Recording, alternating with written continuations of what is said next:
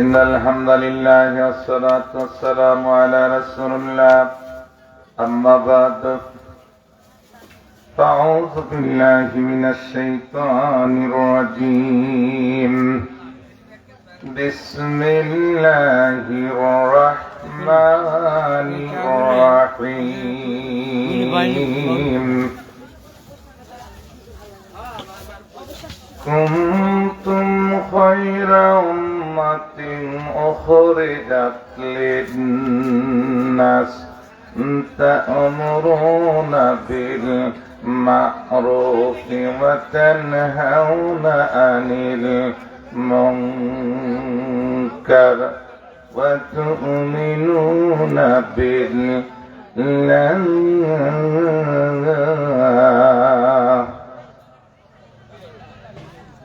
صدق الله المولانا العظيم وقال عليه الصلاة والسلام قالت قيل رسول الله صلى الله عليه وسلم أي الأعمال الأفضل أحب إلى الله تعالى قال قلت الصلاة على وقتها قلت الصدني قال البر الوالدين قلت الصدني قال الجهاد في سبيل الله متفق عليه إن الله وملائكته يصلون على النبي يا أيها الذين آمنوا صلوا عليه وسلموا تسليما قل ما لا إله إلا الله ذرلا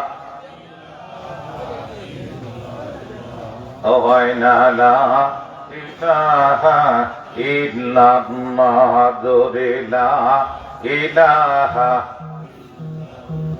একটু সবাই আগে আসেন তো, সবাই একটু আগে আসেন। জরিলা ইলাহা ইল্লাল্লাহ ওয়া ইলাহা ইল্লাল্লাহ সারি জাহানি जादी की तेरी नूर की दीवानी तेरे नूर की दीवानी तो मेरे मौला तो मेरे महबूब तो मेरे मौला तो मेरे महबूब तो ही है तो अल्लाह ইলাহা ইল্লাল্লাহ কালিমা লা কি ভাই মরে ঠেলে গেছেন নাকি? একটু জোরে পড়েন লা ইলাহা ইল্লাল্লাহ ওয়া ইলাহা ইলাহা লা ইলাহা ইল্লাল্লাহ মুহাম্মাদুর রাসূলুল্লাহ। সকলেই পড়ি সাল্লাল্লাহু আলাইহি ওয়াসাল্লাম।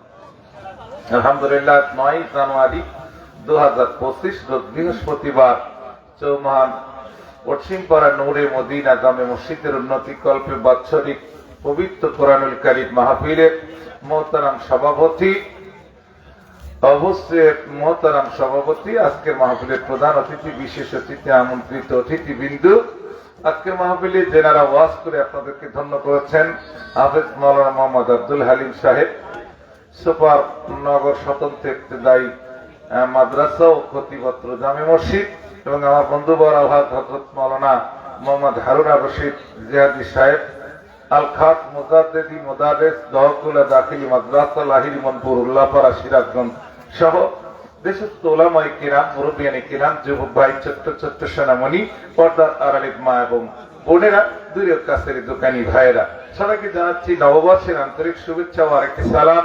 আসসালামু আলাইকুম ওয়া রাহমাতুল্লাহি ওয়া বারাকাতুহু। অতঃপর লাখ কোটি শুকরিয়া আল্লাহ রাব্বুল আলামিনের জন্য যে আল্লাহ পাক শীতের এই কনকনা শীতকে উপেক্ষা করে জান্নাতের বাগানে জান্নাতি মেহমান করে বসার সুযোগ করে দিলেন। সে আল্লাহ তাআলার শুকরিয়া আদায় করি, সকলে বলি আলহামদুলিল্লাহ। আর জোরে বলি আলহামদুলিল্লাহ। অথবা শত কোটি দরুদ ও সালাম বিশ্বনবী মুহাম্মদুর রাসূলুল্লাহ সকলে পড়ি সাল্লাল্লাহু আলাইহি ওয়াসাল্লাম। সম্মানিত ভাইরা, আপনারা সবাই ভালো আছেন কি? ভাই যারা বললেন না তারা মনে হয় ভালো না, একটু আওয়াজ দিয়ে বলেন সবাই ভালো আছেন। আমি ভূমিকাবিহীন আলোচনায় চলে যাব, শীত কনকনে প্রবাহিত, জোরে বলেন ঠিক কিনা। এজন্য বেশি সময় নেওয়া যাবে না, অল্প সময়ের ভিতরে যত তাড়াতাড়ি সম্ভব মাহফিল শেষ করা যায়। কি ভাই রাজি আছেন তো? তো তাও শুরুতেই একটা তাকবীর দেওয়া লাগবে। আল্লাহর বরত্বের প্রশংসা দিয়ে আমরা আলোচনা শুরু করব। দু হাত উঁচু করে একটা তাকবীর দেওয়া লাগবে, পারবেন তো?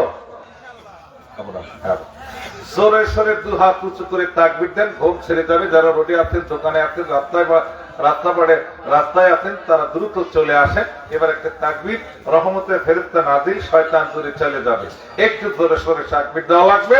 সামনে কিন্তু নির্বাচন, জোরে কোন ঠিকই না, গলা টলা ঠিক করেন, ভোট মারা লাগবে কুশিয়া। কি করে পারবেন তো? হ্যাঁ, একটা তাকবীর লাগান। নারে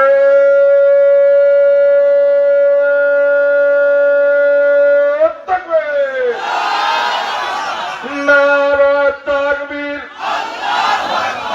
আল কোরআনের আলো সংসদে জ্বালো, আল কোরআনের আলো।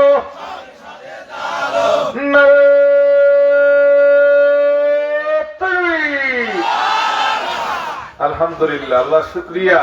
আসলে আমরা ঘরে ঘরে কোরআনের আলো জ্বলাতে জ্বলাতে অভ্যস্ত হয়ে গেছে, কিন্তু ঘরও জ্বলে না, পড়েও না, ধরে কোন ঠিকই না। কোরআনের আলো এখন সংসদে জ্বলাতে হবে, কারণ নন্দিত ইসলামী বাংলাদেশ চাই।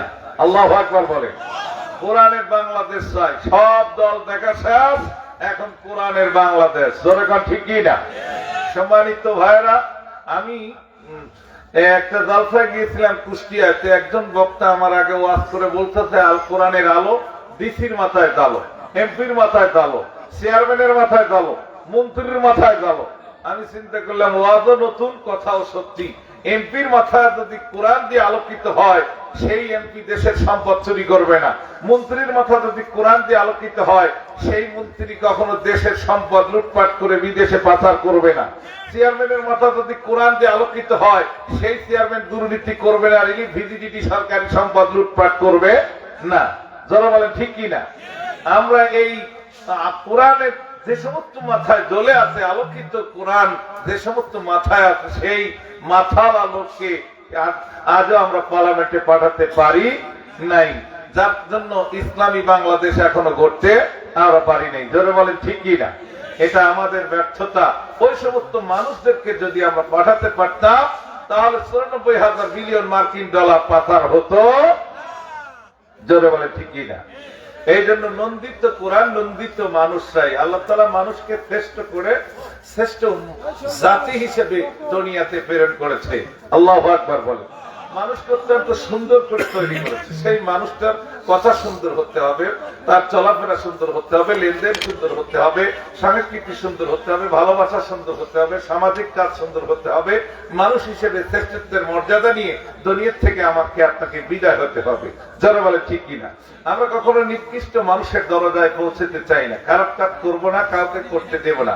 আমরা নামাজ পড়বো, রোজা করবো, হজ করবো, যাকাত দেবো, সত্যের পথে ন্যায় প্রতিষ্ঠার জন্য, ইনসাফ ভিত্তিক সমাজ ব্যবস্থা কায়েমের জন্য এগিয়ে যাব। এই জন্য সৎ লোকের শাসন চাই, আল্লাহর আইন চাই। এই জমিটা উর্বর হয়ে গেছে ইসলামী আন্দোলনের কারণে, যার কারণে ইসলামী আন্দোলন এই প্রতিষ্ঠার জন্য এখন একমাত্র কোরআনের শাসন বাংলাদেশের জন্য অত্যন্ত জরুরি হয়ে পড়েছে বলে আমি মনে করি। সেজন্য আমাদেরকে সামনের দিকে এগিয়ে চলতে হবে। আমরা কি সবাই কোরআনের রাজ চাই না ভাই? যারা বলেন চাই কিনা। যেহেতু আমরা মুসলমান, নন্দিত মুসলমান, বিশ্বের শ্রেষ্ঠ জাতি হিসেবে আমাদেরকে আল্লাহ তৈরি করেছে। কারা কারা কোরআনের শাসন, কোরআনের আইন এই দেশে প্রতিষ্ঠিত হোক, কারা কারা চান একটু হাতটা উঁচু করে দেখান। ক্যামেরা হয়ে যাক, ঘুমও ভেঙে যাক।